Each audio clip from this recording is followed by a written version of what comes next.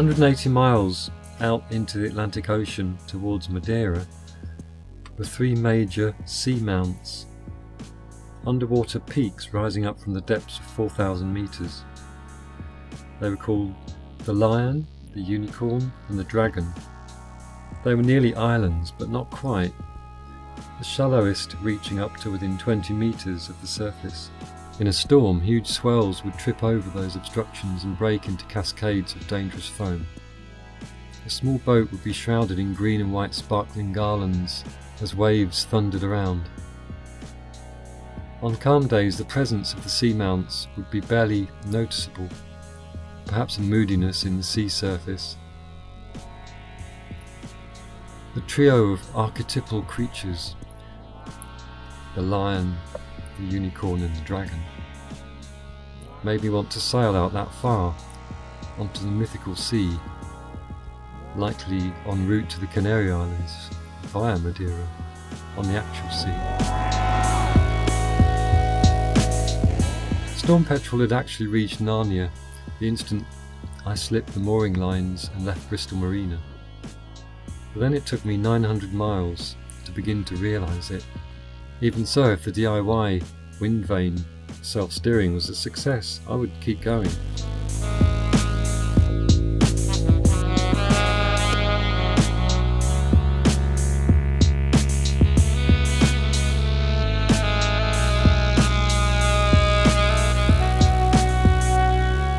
The gecko population in the Canary Islands was renowned.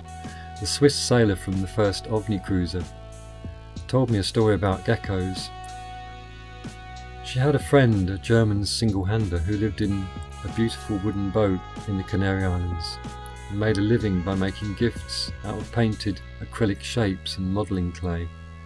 She was asked by a tourist shop to make geckos in the form of window stickers using a particular material with a peel-off backing, and which needed the painted surface to be hardened in an oven. After spending much effort and some expense, the oven process failed and our geckos were all ruined, but I found the story very, very encouraging. It seemed there were significant numbers of geckos in the Canary Islands, and that was where I wanted to be.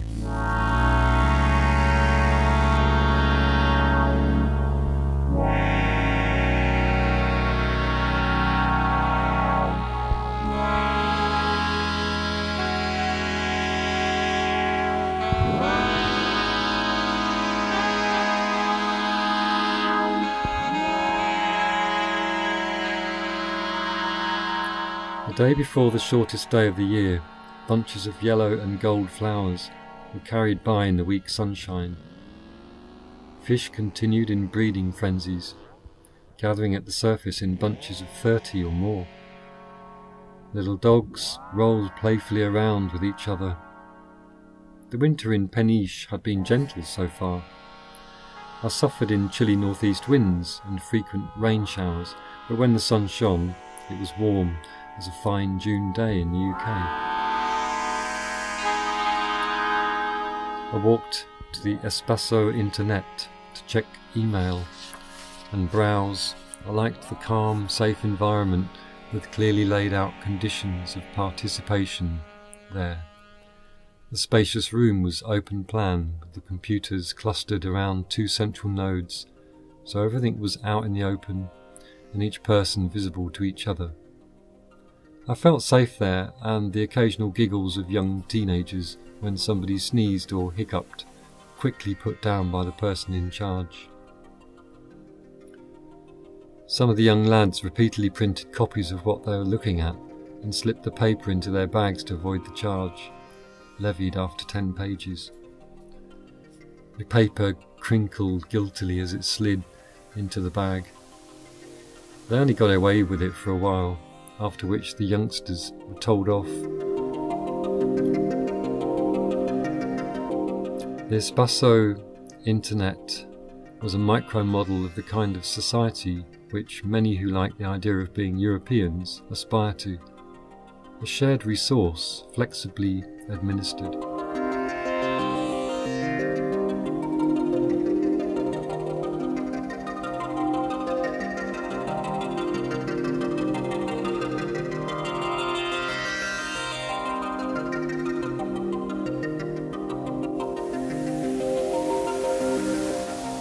If nobody was waiting, one could continue using the PC within the opening hours.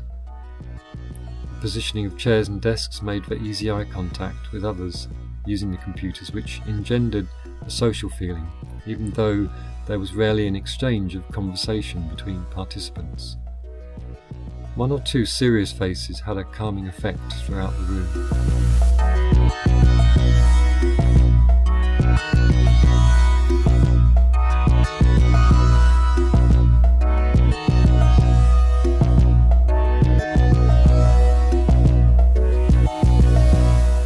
I sat on a wall outside the Espacio Internet in warm sunshine waiting for my turn.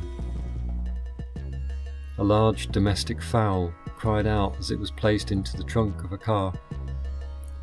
It had plainly reached the terminal phase of its function. Soon it would grace the table of a happy family gathering over Christmas lunch.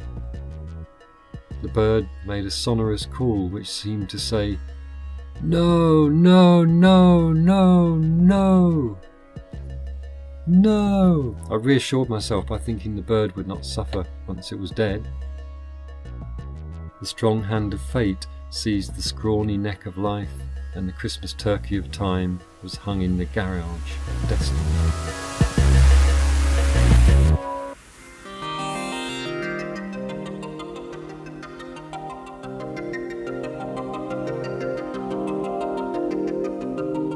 After surfing the web for an hour and a half, I went for a coffee. A mustachioed man wobbled into the pasteleria. He had 4 carpets draped over his shoulders. Nobody responded, and he turned and walked back towards the door. It seemed normal for someone to hawk a few rugs here. There were often ad hoc stalls set up on the path by traders. People in the UK would look at the carpet seller with disdain. I knew it to be the case because I felt a gut reaction as I noticed the poor quality and dull design of the cheap-looking rugs. However, a more open and humanistic part of myself would like to see him throw them on the ground in a flourish and, using a combination of charm and willpower, sell them all while the pasteleria staff served free coffee to everyone. He did not, and they did not. The noise of Christmas collapsed into a vacuum left by the undesirable mats, and bakers slid trays of rolls about. Cleaners wiped off tables. I left the pasteleria.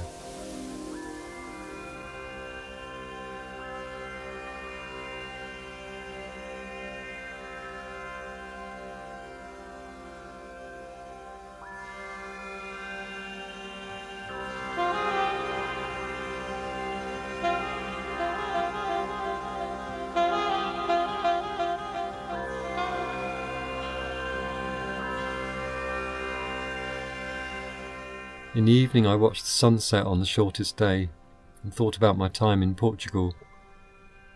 Cats wended through the rocks and flecks of gold sunlight flashed from waves way out in the dusk. It felt significant and magical. Later I emptied a can of sardines onto the sea wall for the cats, while aboard Storm Petrel the single peat block was stinking out the whole marina. With fishy fingers I fiddled happily with my solstice fire. At the change of shifts of the Brigada Fiscal I heard a suspicious as the uniformed man passed. Lighting a peat block produces the smell of burning rubber, old socks, pipe tobacco, single malt whiskey and hashish, all in one enveloping aroma. I could still smell it when I walked right along the wall to where the cats were to give them sardines.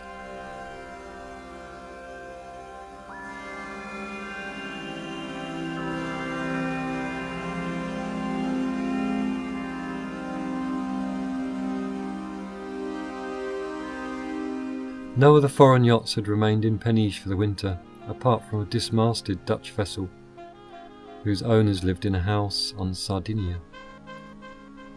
When I told anyone my intention to remain in Peniche, they exclaimed and asked how on earth I would keep myself occupied in such an undeveloped port. I kept myself very busy with writing emails, reorganising the boat and building the wind vane self-steering.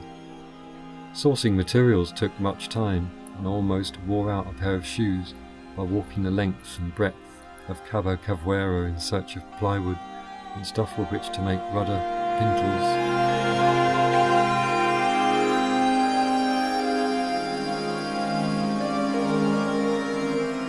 I fitted a waterproof electric socket in the cockpit to power a new electric tiller pilot. Despite trying, I'd failed to buy a Simrad TP10 autopilot back in Wales before I left because it was a decision between fair winds and delivery periods. I had some extra money for Christmas and so decided to buy one now.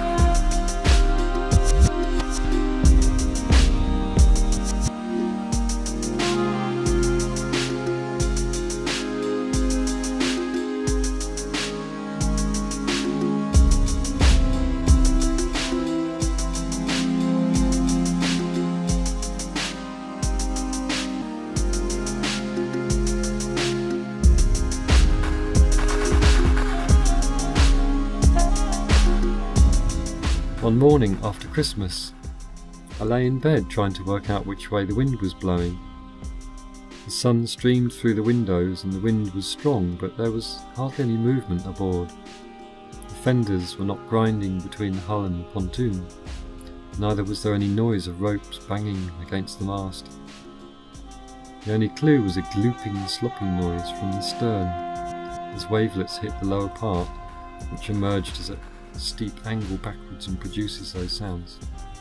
I did not expect there would be a firm wind coming from the northwest, but watching a cloud moving across the window left me no wiser because it was too large and high up to determine which way it was travelling as the boat moved backwards, forwards and side to side with the ceaseless surge. At the same time the breeze heeled it to and fro, and there were small pitching and vertical movements which made judging wind direction difficult while remaining in bed. I eventually got up late in the morning and was pleased to see a bright, warm day with a whistling wind coming from the northwest. This explained how quiet the world had appeared as I awoke. Cabo Cavuero was sheltering Peniche from waves. Nevertheless, strong swells continued to break against the harbour wall as usual.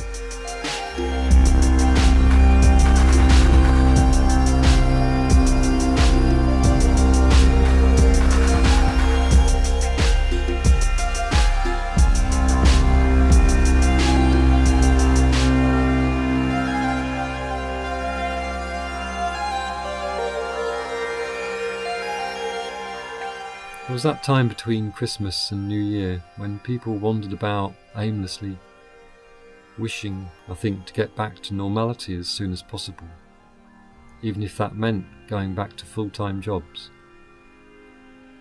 I felt distinctly excited by the clear, warm weather, as well as the thought of longer days and spring happening in a couple of months.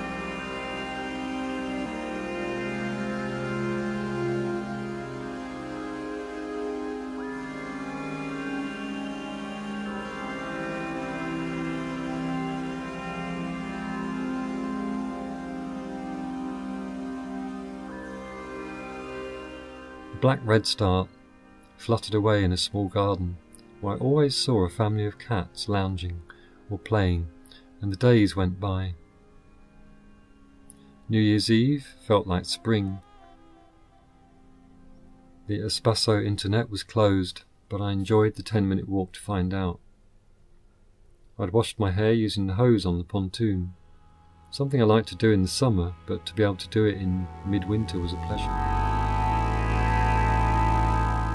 Last year in Bristol my hands would ache with the cold if I used the hose pipe. Occasionally the water would freeze in the pipe and I would have to wait until the sun had melted it by the afternoon.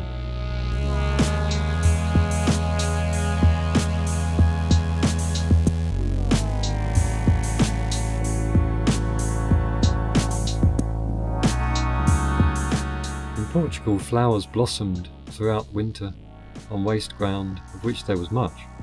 Yellow flowers covered large areas. Red admiral butterflies flopped about.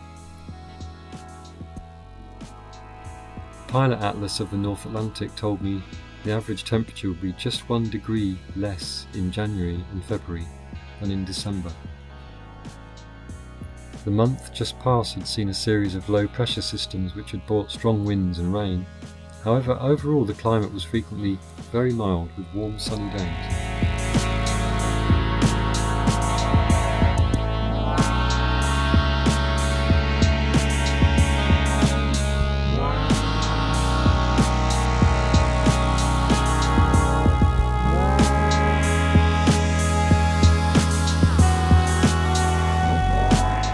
One night I was riveted by a book written by a friend, eventually getting to sleep at 3:30 in the morning. I was gripped by her story about becoming a Catholic priest, then working with oppressed and poverty-stricken persons and communities. Meanwhile, she fell in love, got married, had children, during which she was coshed by an Australian policeman. She was also visited by Mother Teresa of Calcutta to be told she was resisting the church with her pride. After this, she went through a process of gender reassignment and was involved in an armed Aboriginal uprising against a corporation about to steal their land. Later, her lifetime relationship with the Creator, the God, Goddess, was developed in a beautiful exploration of spiritual living, which drew on the theology involved in training as a Catholic priest, the experience of Australian Aboriginal ways, and eventually full circle to the Irish Celtic beliefs of her family ancestors. I met Janny and her dog Storm in Bristol several years ago, and reading The 7 Days of My Creation, Tales of Magic, Sex and Gender, I was in awe of her tremendous range of experience and the deep personal commitment she had towards her own and others' humanity. Her book liberally offered wisdom which dispelled many, almost all, of the deep-rooted assumptions of Christianity. If there was a book with which to free oneself from the spiritual discomfort engendered by Western Christian morality, it was Janny's. The bastions of state religion and religious philosophical history were relentlessly brought into question, with many institutions found to be insulting, damaging and often fatal to individuals and sectors of humanity. A deeper spiritual quest grew as Janny wandered around Wales in a Land Rover, meeting druids, dryads, guardian spirits and chanters on the beach. Janny's story was a reassertion of self-knowledge as sacred and powerful.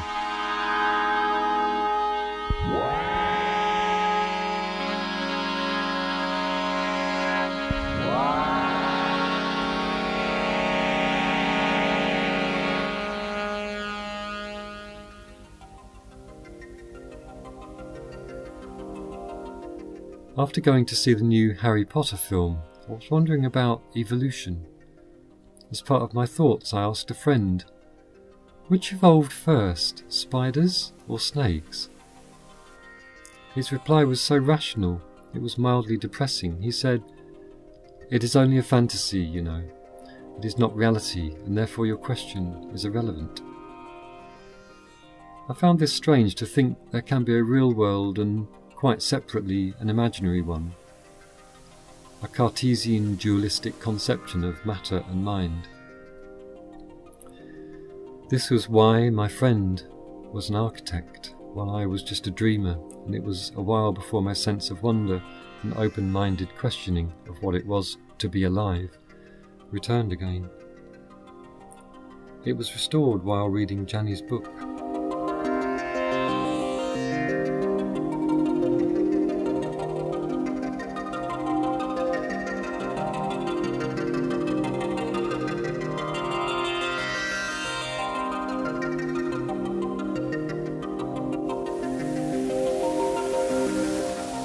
Good weather came like healing. As I put on my shoes, they were warm and soothing to my feet.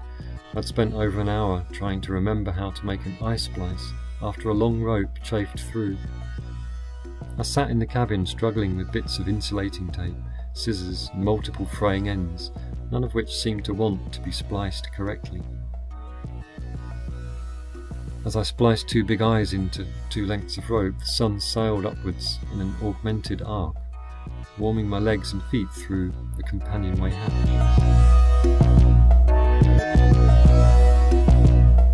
A cormorant-like bird preened at the edge of the marina. It had a white head with a dark face and was the size of a small duck. Occasionally it held its head with beak at a steep angle upwards. This is what made me recognise it as a young cormorant, or maybe a shag. Shags were less common and a little smaller than cormorants.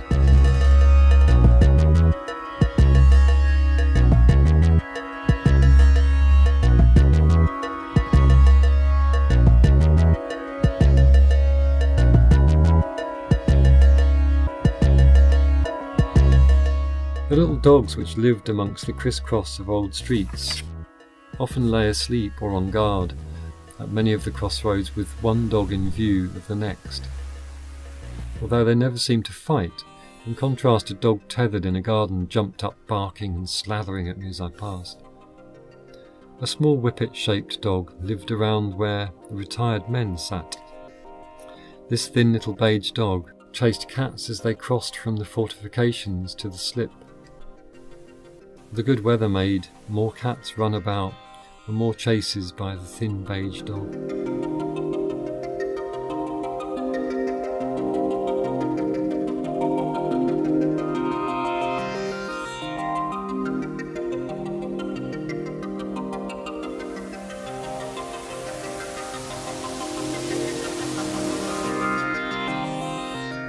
The subsoil in Peniche was sand, and it gathered in sheets or waves over everything, which was not washed down by the rain. A combination of damp sand and a frequent humidity level of 95% gave the town a wet atmosphere. The reason it was taking so long to build the wind vane self-steering rudder was partly the damp, usually much too high to use epoxy resins.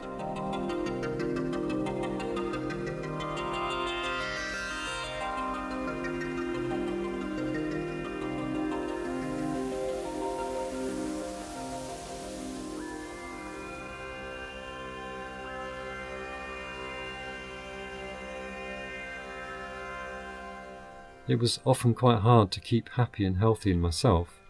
On some days frequent rain and the relentlessly restless harbour waters saw me sitting, staring into space, while being jostled uncomfortably by the surge.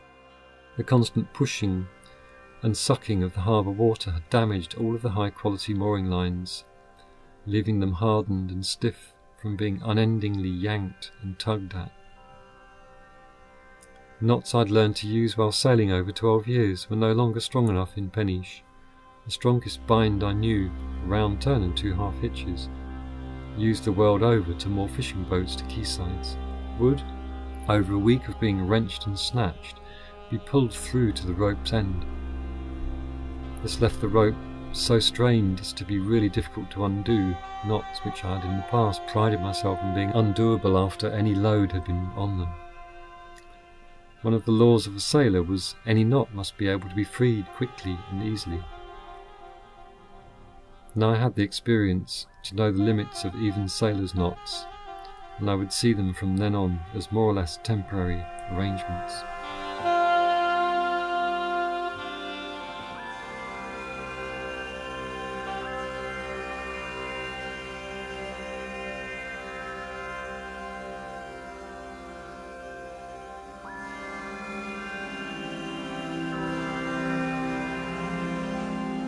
On New Year's Day I walked towards the usual pastellerie, knowing it would be shut, but giving my back some exercise with the walking upright. So many stormy days with short daylight hours had made me a little creaky. I deeply feared a recurrence of sciatica as of a couple of years ago.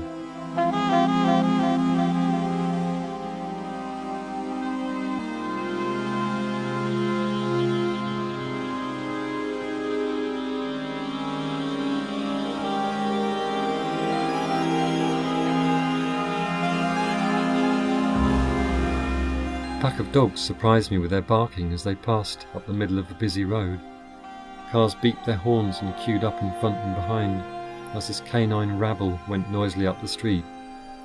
One small corgi-like dog trailed a length of chain about 4 meters and had obviously wrenched itself free to join the pack. They turned off the main road and disappeared down the side street. I could hear the cacophony as they passed yet more dogs and raised more yapping. I took the pack as a passing wind and followed. They were not at all concerned with people, and so were not threatening in any way. They seemed to be centred on themselves in a bunch of noise, and kept running along in their own freedom. The way they went led me to a poor part of Peniche, a hillside with dwellings made from soggy hardboard, lean-tos, broken down caravans. Shadowy faces peered out, and smashed up cars had children standing about on them. The dogs had dispersed, and the corgi, trailing a length of chain, panted by, heading back from the direction it had come, alone. The chain repeatedly tangled in 4 excited paws, and a hot tongue lolled to the side as the little hound hurried past. Some others from the pack sniffed around a group of men and fishing boats outside a ramshackle yard offering boat repairs.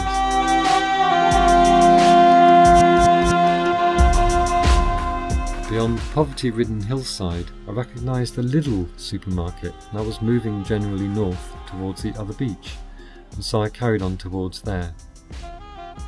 A noise caught my ears, so I retracted a few steps and stood still to listen. There it was again.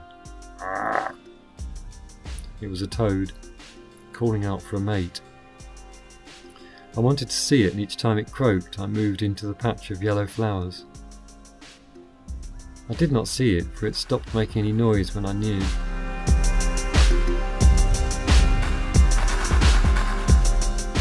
Then I passed some tiny one-storey cottages, their uneven white walls bulging in great calluses of damp which in the heat of summer would dry out, cooling the interior. They had cane-filled gardens where people huddled and rustled at work. Fishnet waste was everywhere.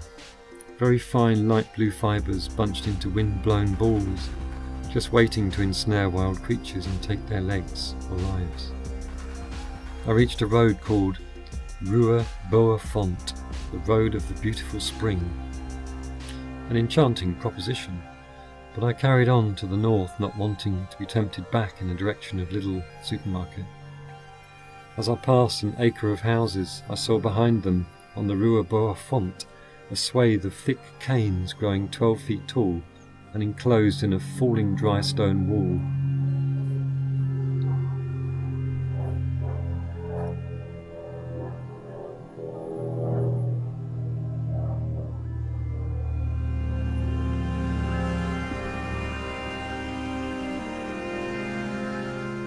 I thought that must be the location of the beautiful spring.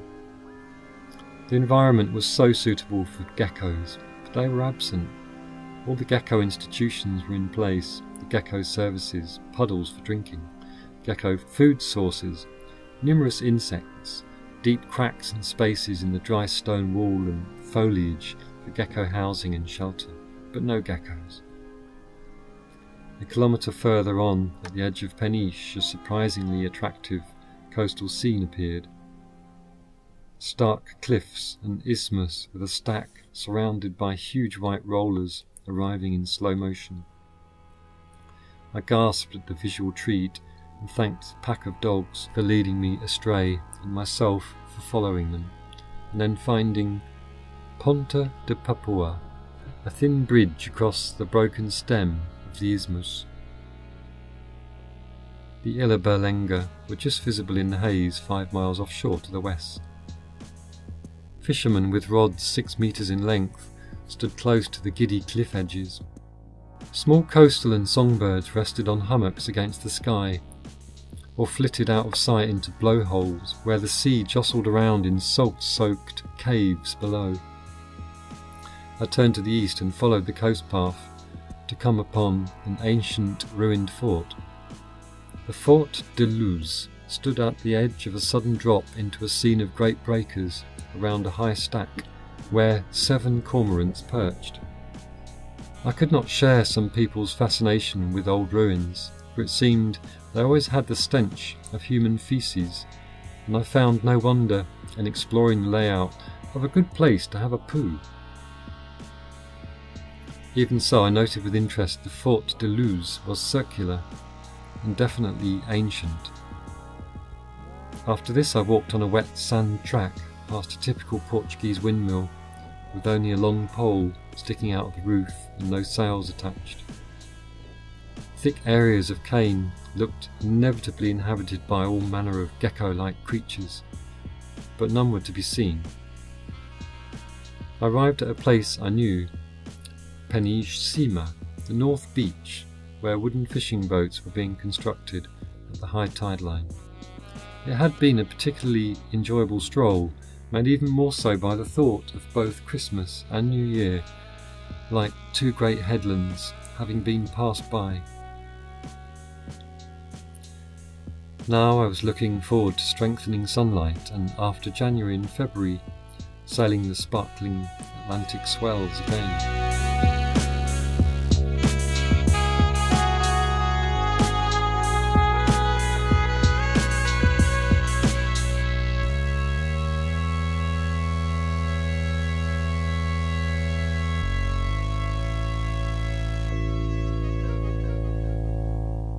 I took my camera to photograph the little dogs which occupied each crossroads. The photographs I had set up in my mind did not match the actual scene in the streets. There were a few regulars at their postings, but I failed to get good pictures of them.